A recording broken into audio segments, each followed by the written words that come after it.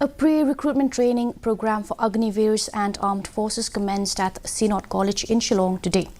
The program, triggered by the Chief Minister's special grant, is a collaborative effort involving the Deputy Commissioner's Office in East Khasi Hills along with the Zila Welfare Sainik Office.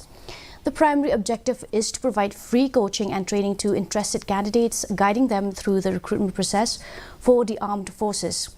R.M. Kurba, Deputy Commissioner of East Khasi Hills, spearheaded the inaugural session. The program aims to empower aspiring candidates with the necessary skills and knowledge to excel in the recruitment process, aligning with the broader goal of supporting youth interested in serving in the armed forces. And inform us that you did it. Okay? Can you mentally prepare and physically fit? You have to be ready for that. And we just by having a degree is not good enough.